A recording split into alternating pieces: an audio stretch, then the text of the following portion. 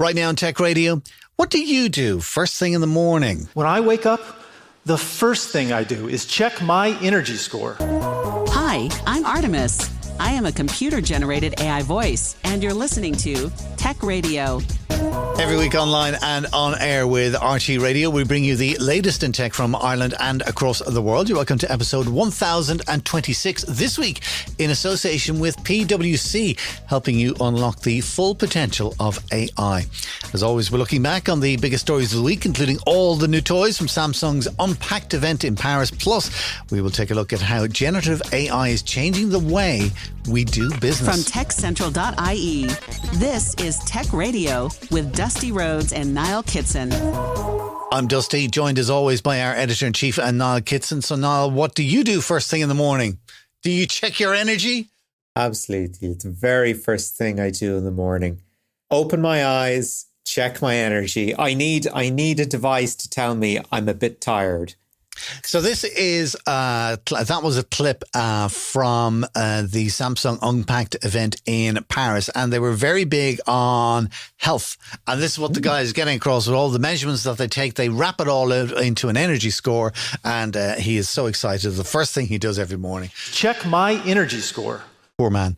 He needs a life. Anyways, let's go through everything and then just kind of think about what did we overall, what kind of a mark out of 100 would we give it? What did you think the biggest thing that they announced and in Paris was? Can I give a quick shout out to the format? We disagree on this, but I, for one, thought it was good to have a traditional person on the stage with an actual human audience with, this sort of wraparound screen and this sort of little light show up above that was kind of like the circuitry in their new phones, which was meant to be a thing. I mean, I do enjoy seeing a product reveal with an actual audience. I mean, we're probably, I would say Apple is probably ahead of things when it comes to devices. But when it comes to these actual presentations, I find Apple to be quite soulless, and there's something to be said for a live reveal. Just that moment when you're thinking, guys, that's a bit. You've shown your enthusiasm. You can turn it off now. Well, the enthusiasm was on display yesterday. I think the thing that everybody was looking towards was the new Galaxy Ring. It's a small little thing, fits on your finger, of course. 3 sensors to monitor your sleep, your activity, and your heart. It lasts 7 days on a single charge. And the big thing that they were really underlining here was that there's no subscription. Because often with these health apps and stuff like that, there's a subscription. No, you get the Ring, you get the Galaxy Samsung Health app, and it all just works. Were you impressed or not? I actually was, to a certain extent. I mean, fitness tracker rings have and devices without screens on them have been with us for a long time. I mean, there's the Aura, or Oura, that apparently, that's been around for more than 10 years now. There's also the Whoop, very simple little data collection devices that, you pay X amount of money to get access to or insights into your data. I think going without a subscription is an absolutely fantastic model for Samsung, because they just want to keep people within their ecosystem for as long as possible. I think what's quite neat about the Ring is that it was shown off at Mobile World Congress earlier this year, and it was behind a glass case. It was like, here is something so wonderful, we can't let you try it on yet. That's how brilliant our Ring is. Is it? I don't know. It doesn't do anything that we've seen other devices in that space do. Does it do it in the Samsung way, in the same kind of way that we're used to Apple doing things the Apple way? Probably. Yeah, I think there's enough Samsung spin on it that if you're a fanboy, you'll be happy. I don't think there's actually that much else to be happy about. To be said, yeah. Do you know what I was quite impressed with and what I liked, just on the style side of things, was the charger that it comes with. And it's kind of like a little box, but when you open the box, there is a circular stand, if you like, and you place the ring on that stand and it fits perfectly. And while it's charging then, a ring of light will show underneath the actual ring. And I thought, that's just stylish and nice. That's neat. €459 worth of stylish and nice. I don't think so, but it was nice. It made me smile when I saw it, for sure. Do you know the other thing that I was wondering about the ring? Now, it's a long time since I was buying rings or whatever, but I seem to recall there was something like you would have to go and get that particular piece of jewellery fitted because everybody's got different size fingers. Yep. I was wondering, how are they getting around that? With that piece of electronics, is it a one size fit all, or do they do small, medium, and liar?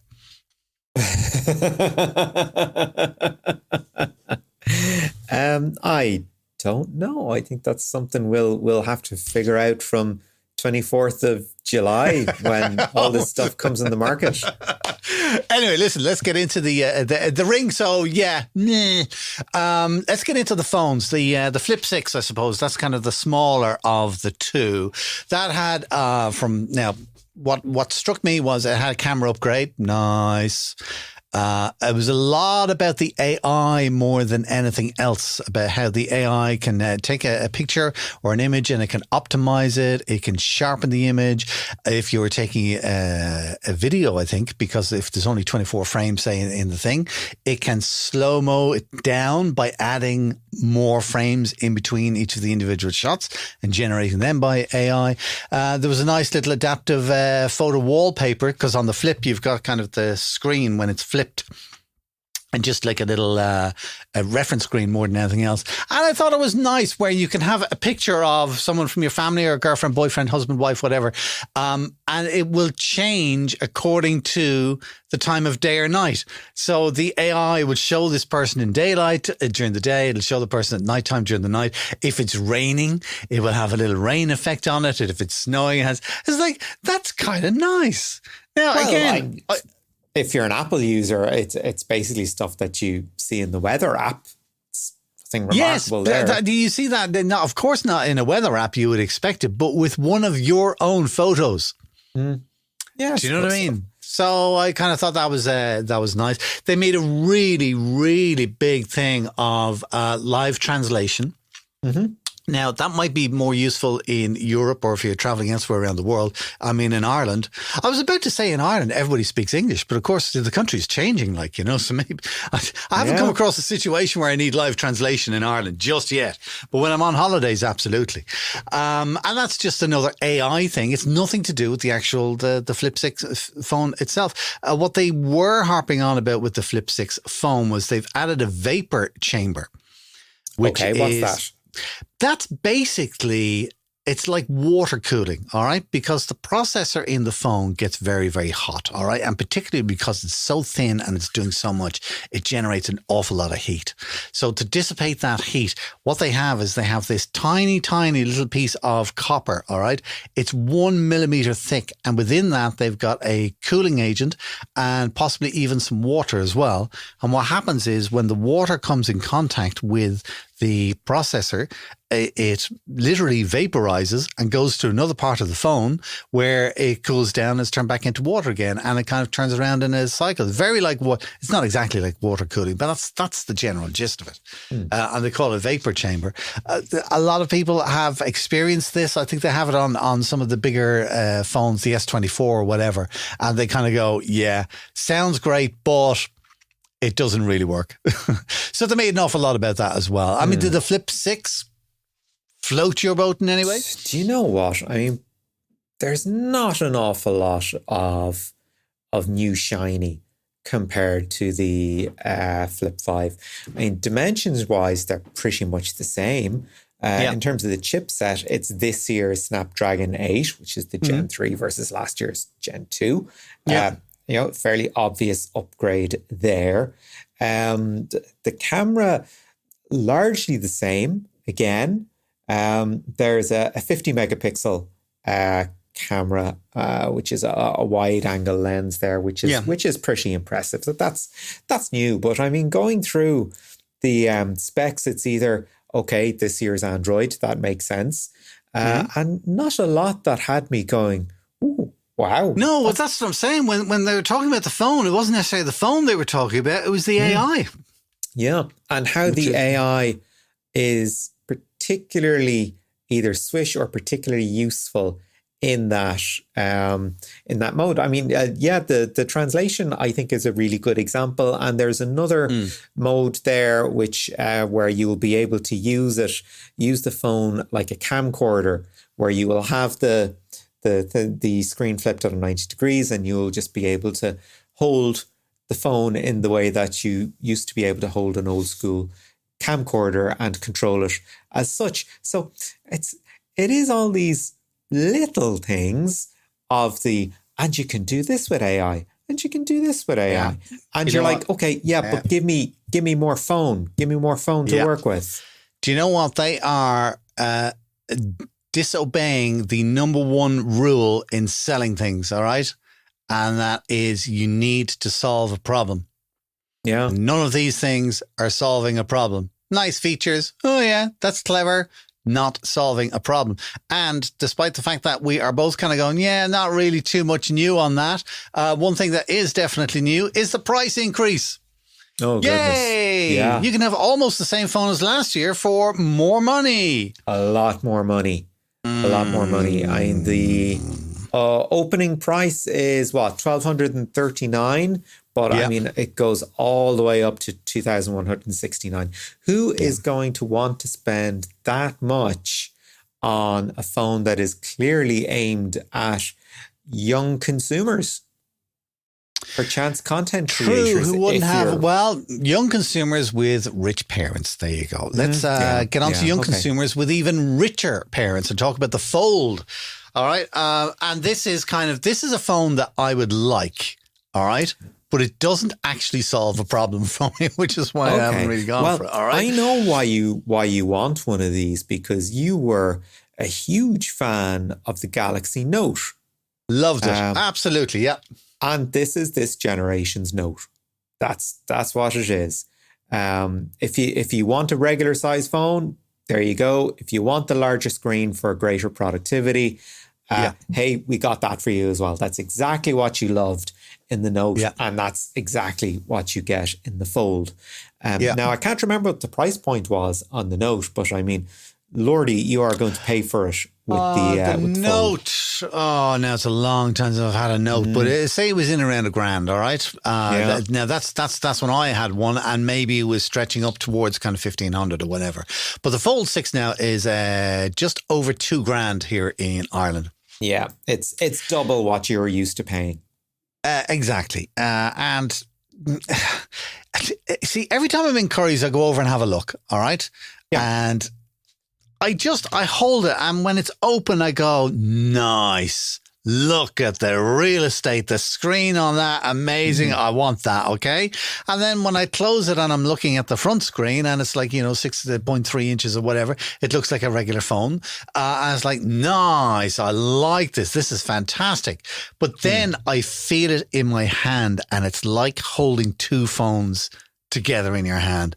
And that puts me off. When it's folded up, it feels like you're holding two phones in your hand. Well, and that's where I kind of go. That's the thing. I mean, it is made of very fine materials. However, said not materials, fine enough. They are heavy. And looking at the specs on this year compared to last year, they are largely the same. I mean, there are the little incremental improvements of slightly more screen, slightly less bezel. Slightly I will give it some props on the weight front. I mean, this year it's coming in at 239 grams versus 253 last year. Oh my goodness. Yeah. Right. Get that over to Weight Watchers straight away. They did go to Weight Watchers with that one. I will give it props on that. But otherwise, the dimensions are pretty much the same. There's nothing that would get me up in the morning about this. Same processor as the Flip 3, same OS, There just isn't enough here to get me up in the morning. No, but you'd be busy checking your energy level anyway, Niall. So I would, yes, I would. So the Galaxy Fold, again, when they were promoting the Galaxy Fold, they were more promoting the AI side of things, and they were doing all the things. And it's not even kind of their own AI. They're saying it's Google, Gemini, interested that they're in that. And Apple, or who did you say Apple are in with ChatGPT? OpenAI. OpenAI, that's it, yeah.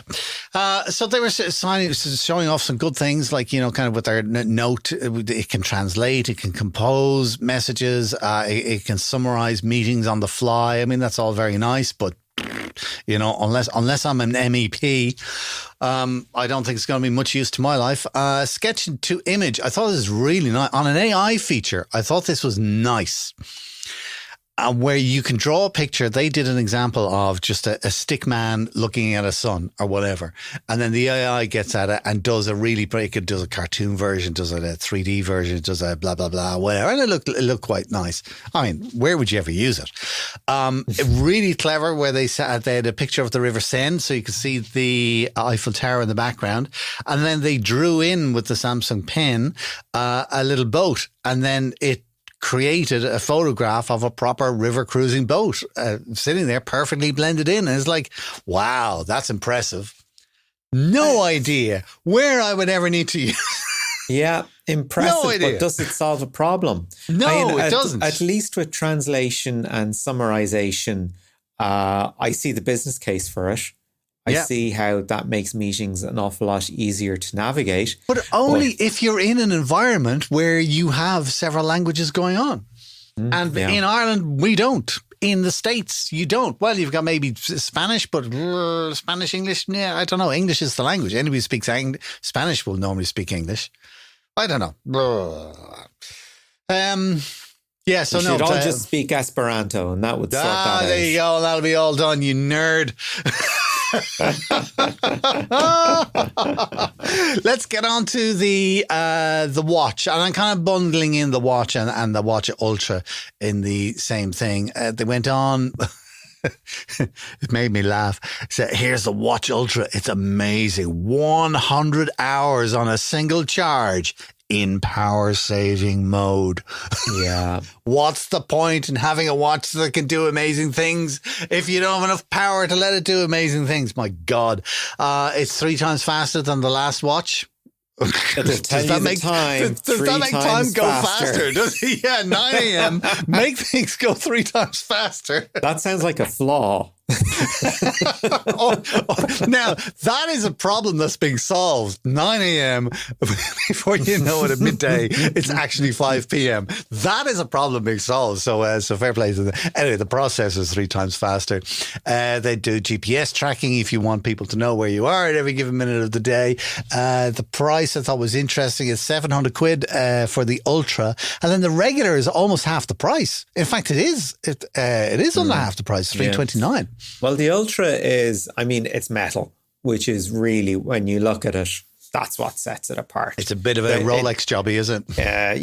Yeah. And again, as I say, whenever you put Pro on the end of something, or Ultra, or, whatever, it just speaks to the male thing of, I must get the highest spec example of this product possible. Yeah. And that's exactly what we have here. Don't be sexist. There are many women who are like that as well. So continue. So if you say, Dusty. But yeah, I was unimpressed. But I have to harken back to Apple's reveal of the watch and the, I'm lost service that we talked about last year. A fair bit of keeping up with the Joneses. I have to say, I'm not impressed with the watches. I don't wear one anyway, so it would take an awful lot to get me interested. The Buds 3 in both those forms, nothing that I found interesting, and very little that they found interesting. The only thing they were interested in talking about was active noise cancellation and the ability to hear sirens if there happens to be one near you and you've got your noise cancellation on. So Little things that you might still want to hear. There you go. Well, the thing is, right, is that I don't care what kind of headphones you have got in your ear. If an ambulance comes right up behind you with full sirens blaring, no headphone is going to block that out. You're going to hear them one way or the other. They're not solving any problem there. I thought, now, am I mistaken or did I miss something, right? Because they've got stems on the Galaxy Buds now. Yeah. Which they didn't have on the last version. No. Yet they didn't say anything about it. The design has changed. And they said nothing about the actual, you would have expected like, due to customer demand, people want stems and da-da-da. Yeah. It allows us to do this, that and the other and it'll sit better in your ear and all this, whatever rubbish. It was almost like they didn't mention it. Yeah. It's like kind of coming home with I don't know, with your blue car and all of a sudden it's red and just going, I've got new tires put on the car. And they had a great design with the Galaxy Buds Live, that sort of kidney bean shaped. Now, maybe I liked it. Maybe they didn't work out. Maybe they just weren't reliable in the wild. Right. But at home, I found them to be quite pleasant and had good sound quality. For them to go in an entirely different direction design-wise, I thought was very eye-catching. Yeah, indeed. Right. Yeah. So listen, let's wrap up then. There's a couple of one or two other things. They are following the EU demands where they're giving 7 years of OS upgrades and security updates. Apple are doing that as well. I think it's fantastic. And then also Galaxy AI will be available on older devices. But I note that they said on select older devices. All right. So they're probably going to do the same thing on Apple, whereas it's the model previous. Yeah. If you're lucky. All right. If you're lucky. But overall, what did you think? Overall, from a journalist perspective, if I was to sit down and someone gave me the brief that said, look, we've got new devices, there's not much else going on compared to the previous generation, but we really want to talk about AI. You wouldn't go, here's this year's phone, here's this year's phone, here's this year's phone. The idea that they went to the best features for that particular device and showed the AI at work in it. Because when I was going through the notes here, I was like, hang on, I'm just reading about AI stuff here. Why haven't I reading about the phone? It's like, no, because you had a kind of an incremental update, but hey, look at this bit working on it.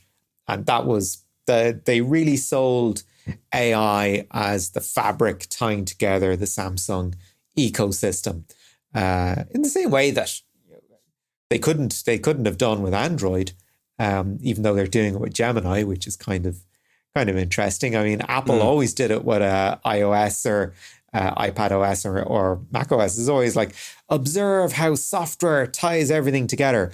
Well, Samsung was like, observe how AI ties everything together, and it's like, yeah, okay, got it.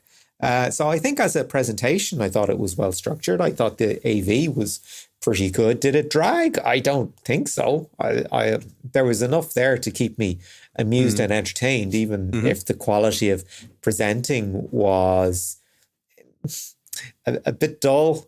Yeah, it was kind of like the people who were on stage weren't really believing it. That's the feeling I got. Anyway, listen, I want to wrap up by giving a score, and I'm going to give the score, and it's going to be 18%. And the reason I'm giving it 18% is because they just kept saying that all the way through. This processor is 18% faster. Oh. All right. So I'm just going to give it overall 18%. But they could absolutely have gotten a 98% if the 3 times faster feature on the Galaxy Watch actually worked between 9 a.m. and 5 p.m. There are millions would thank them for that. Okay, listen, we've got a couple of other really good news stories to get through, but really quickly, 1, 2, 3. Niall, first, Apple has to open up NFC. What's going on?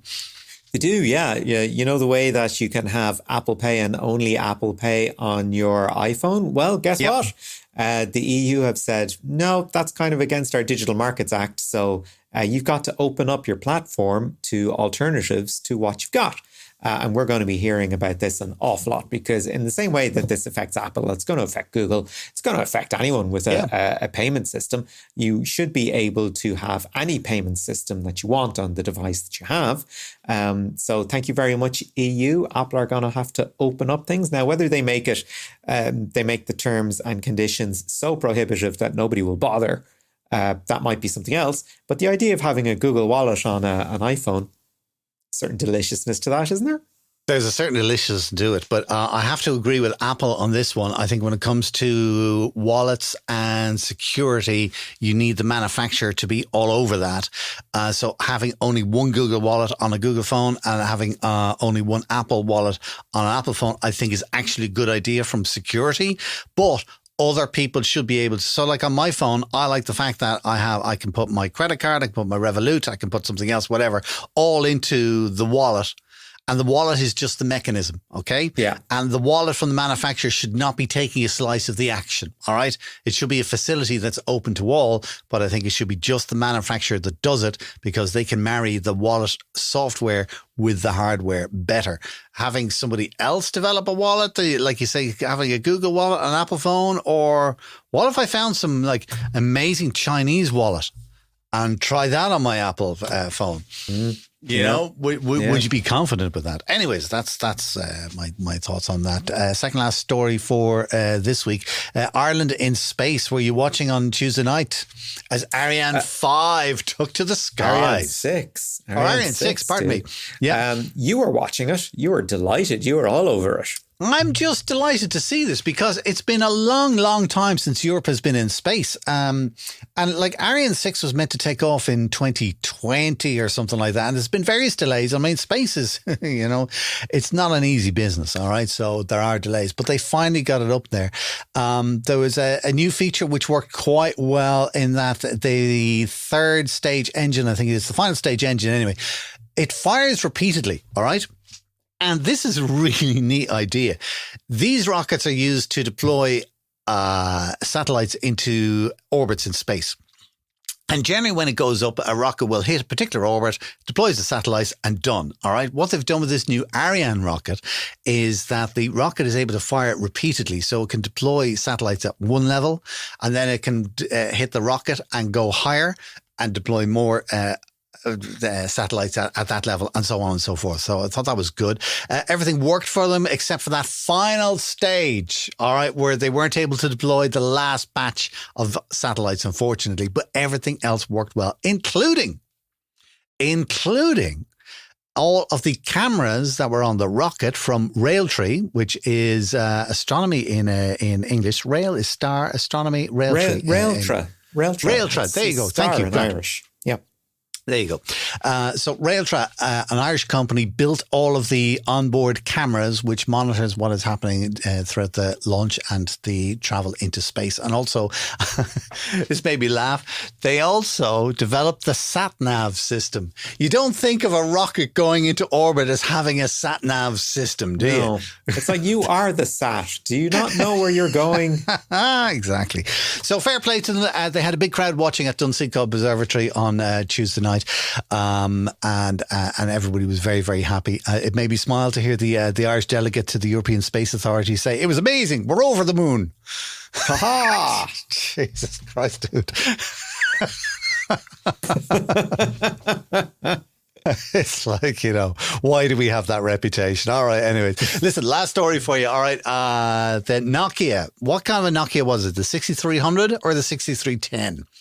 The classic 6310 was the classic. I think it's the 6310. All right. So now, where would you normally see the smartphones? We were talking about the Samsung and the Fold or the Flip, the kind of phone that you would see a student who goes to Eton in England having upon his person. Okay, as he hangs out with Prince William or Prince whoever, all the rich kids go there. All right. Eton has decided that's it. You're done. We're banning smartphones. Starting in September, you can bring a SIM card and they will supply you with a Nokia. Right. Isn't that a brilliant idea? I love it. Now, I love it as well. Here's the thing, though. Here's the thing. Before we get too excited, the boys will be issued with a SIM card for a feature phone. I think it'll be the Nokia feature phone of their choice. But yeah, the 6310 I think would be most sane people's choice. But here's the thing, they also get issued with an iPad. So it's like, well, what's the point? But the iPads, listen, come here. iPads are used in schools all over the place for education, all kinds of things. And usually they lock them down as well. So, but anyway, but I just thought that was funny. Eaton banning smartphones. They can only bring the SIM. They're doing actually, because I was kind of thinking, that's very forward thinking. And then I looked into it. Over in the States, they do this a lot. Have you ever heard of a Yonder pouch? Have you gone to a gig where they have a Yonder pouch? No. There's a couple of bands do this. You know, when you go to a gig and there's always somebody and they always seem to be standing right in front of you with either an iPad or a tablet, and they're holding it up and they're filming the entire concert and you can't see a darn thing because it's getting in the way.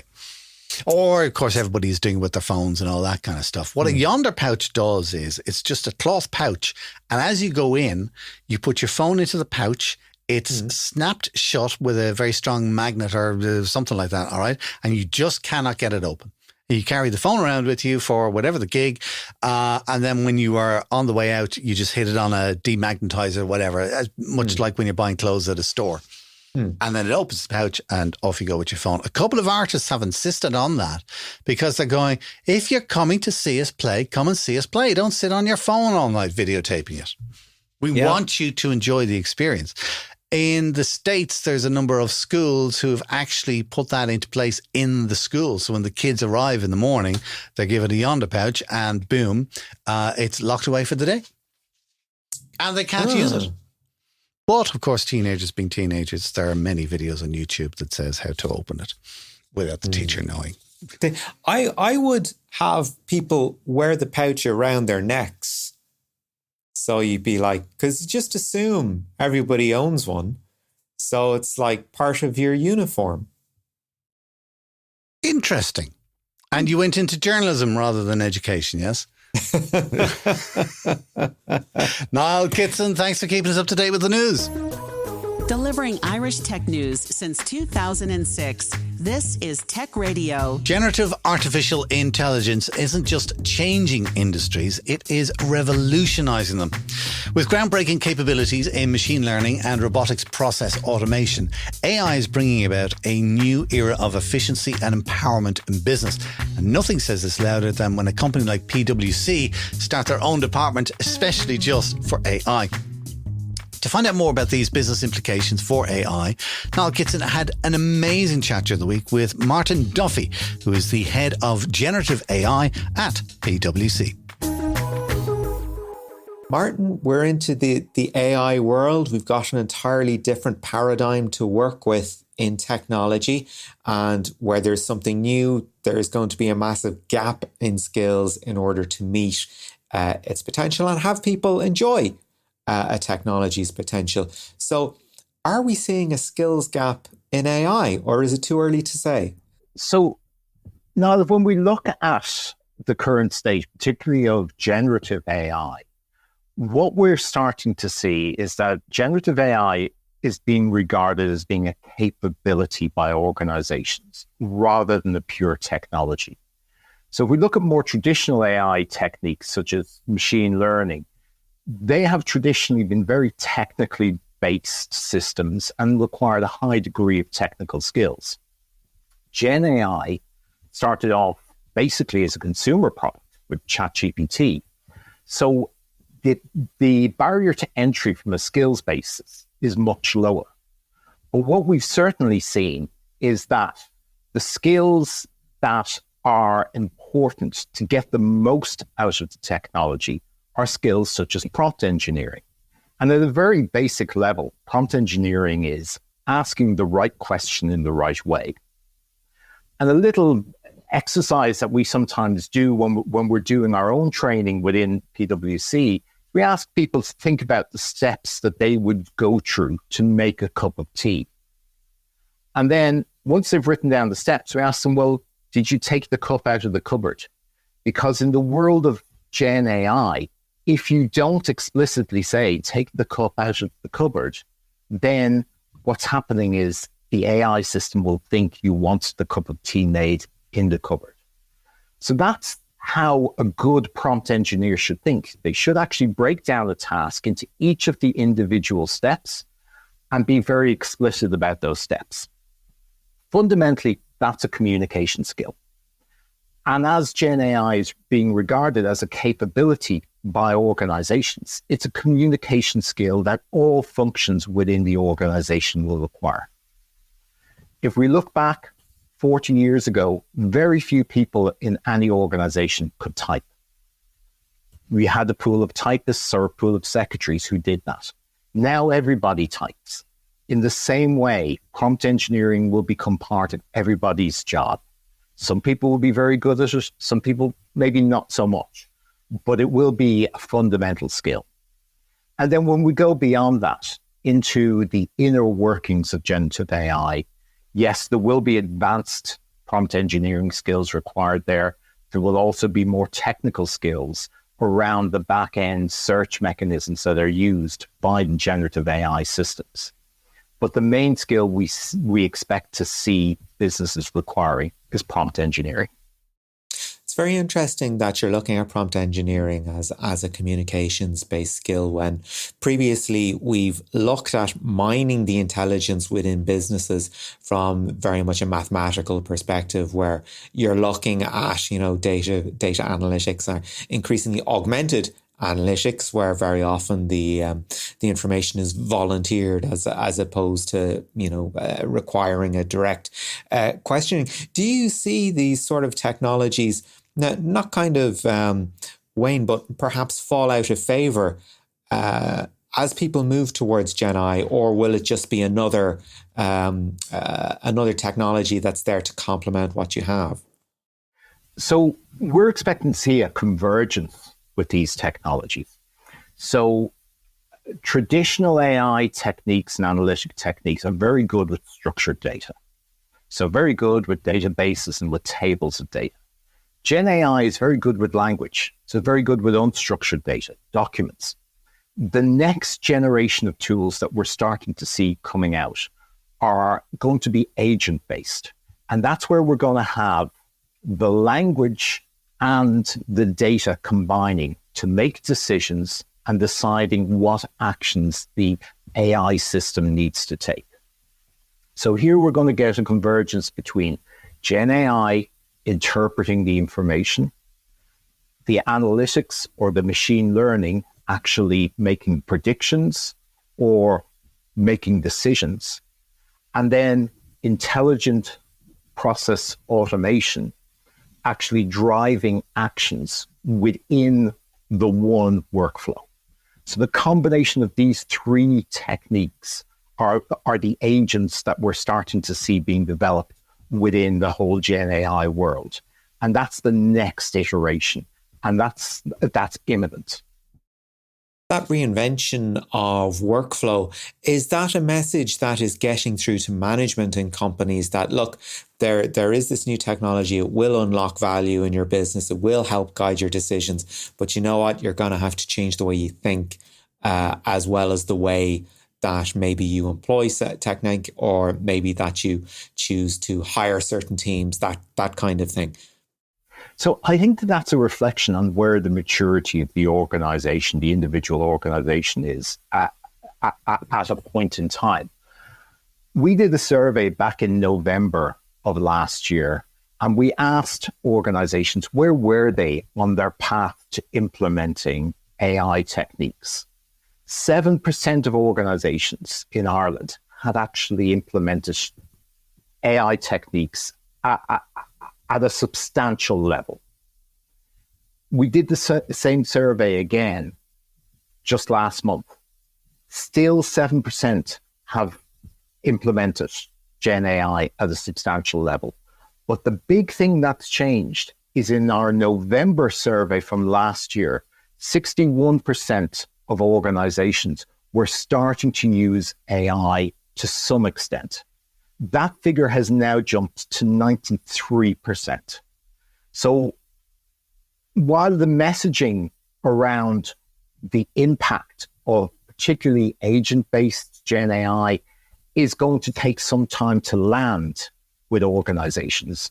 What we have seen is that the messaging and the understanding that Gen AI is something they can't ignore is really resonating with Irish business. This sort of raises the question, because we've looked at the sort of skills that will be needed in the future. Do you think we're about to head into sort of the gold rush phase where a lot of people will adopt AI and perhaps not know what to do with it? You know, they get a subscription to a package, they get somebody to come in, they ask them, okay, start generating value for our business. And folks are just left, you know, shrugging their shoulders going, what do you mean? I mean, you've hired me to do X, but you're not giving me any guardrails to work with. Do you think we're going to be entering that stage where companies will be looking at the talent pool that's out there and going, let's hire everybody. That's it. Let's just bring them all in, see how much work we actually have for them to do, and then release them back into the jobs market and let our competitors then get sort of a second bite at the jobs market, if you will. When we asked, again, in our most recent survey, when we asked organizations where were they going to use Gen AI, the range of applications that they were looking at was very, very extensive. Everything from use in IT, particularly around development and support, all the way through to sales and marketing and hiring and training employees.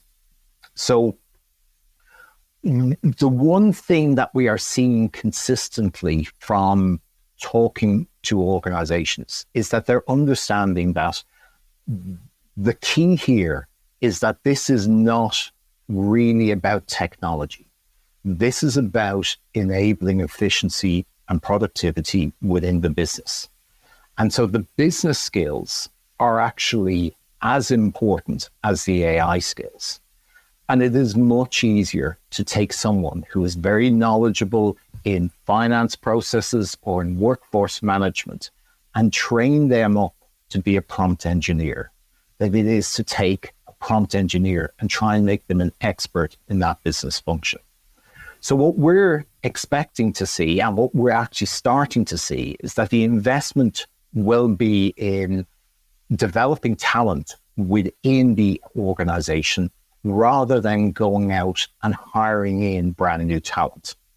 There may be some hires in the very technical back-end area of Gen AI, but predominantly we're expecting to see investment in education, training, and enhancement of roles for employees. So it won't necessarily be a case of let's hire as many prompt engineers as possible as let's hire one person and train everybody to be a prompt engineer. Exactly. It's a build the skills rather than buy the skills market at the moment. So let's have a look at what things are happening on the ground right now. An awful lot of the demonstrations that we see with generative AI are happening in email, whether it's Microsoft Copilot or Salesforce, etc. We're seeing examples of people going, okay, write me an email to X about the following. By the way, make it sound friendly, or mention the following notes that we have in the CRM. Do you think we are at the shiny phase where maybe people aren't as intimidated by this kind of technology, but they maybe aren't as au fait with when it is perhaps more or most applicable to use it? Because surely there are people out there that will read an email and go, actually, that's generated. You're not looking to make a genuine connection with me. Or even worse, somebody in management reading something going, no, that's generated. You're pretty much fobbing me off. That's not on. So certainly the advice we're giving clients is that anything that you're using Gen AI to create, you have to put the human touch on.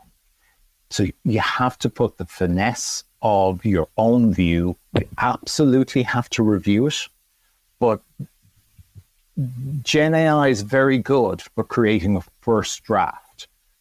I'm not personally comfortable to say that it's at the stage whereby it will generate a perfect outcome every time.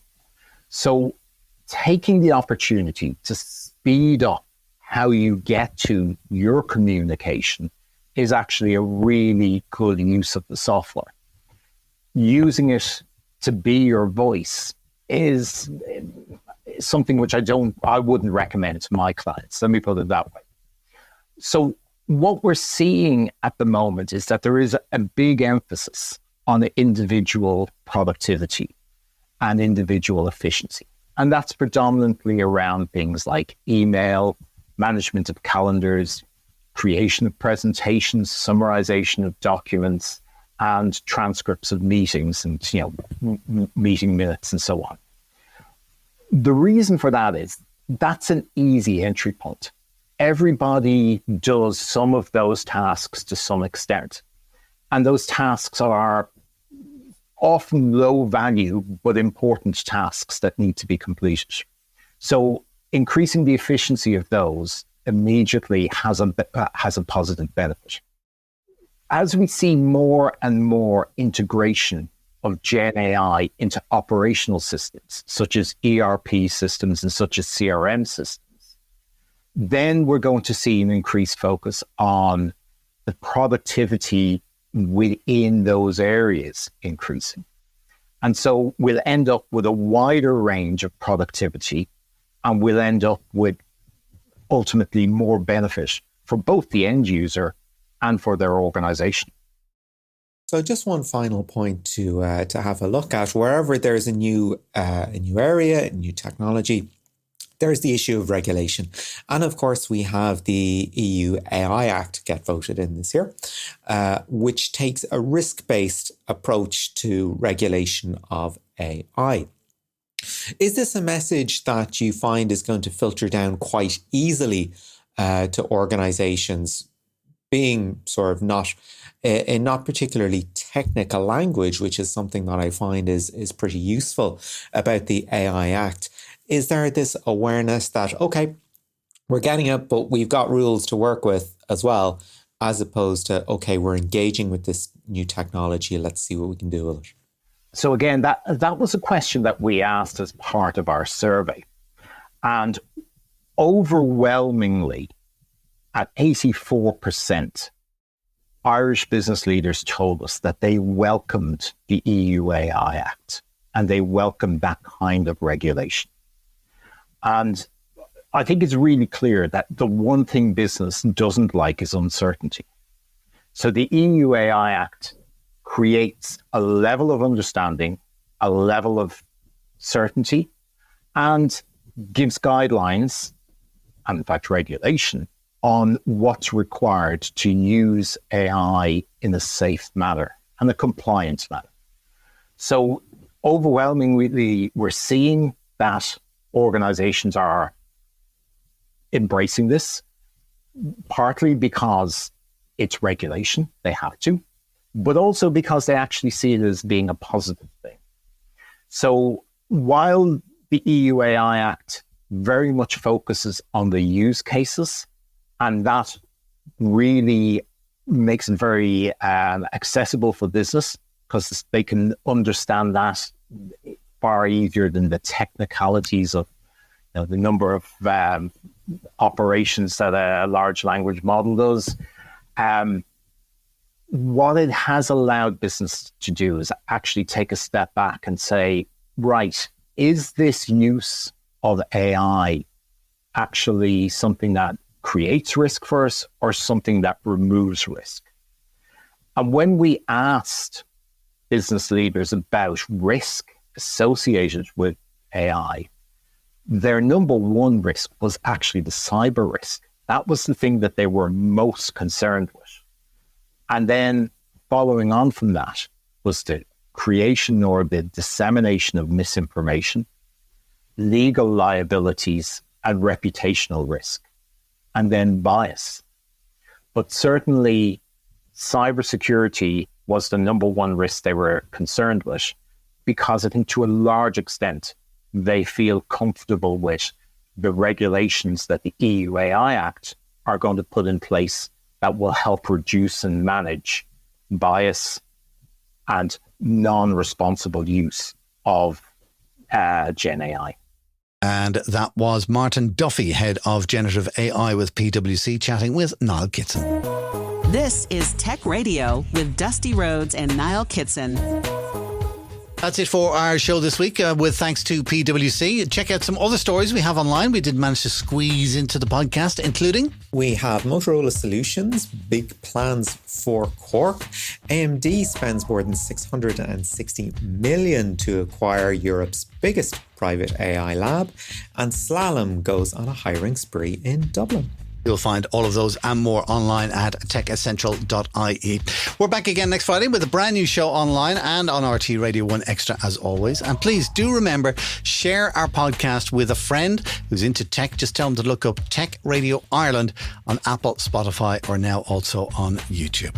Until next time, from myself, Dusty Rhodes, and from Niall Kitson, thanks for listening. Have a great weekend. Remember, you can get the latest Irish tech news with hourly updates, daily newsletters, and more at our website, techcentral.ie. Share the knowledge and invite a friend to listen. Search Apple, Spotify, or YouTube for Tech Radio Ireland, or listen with RTE Radio 1 Extra. Tech Radio is produced by dustpod.io for techcentral.ie. From me, Artemis, live long and prosper.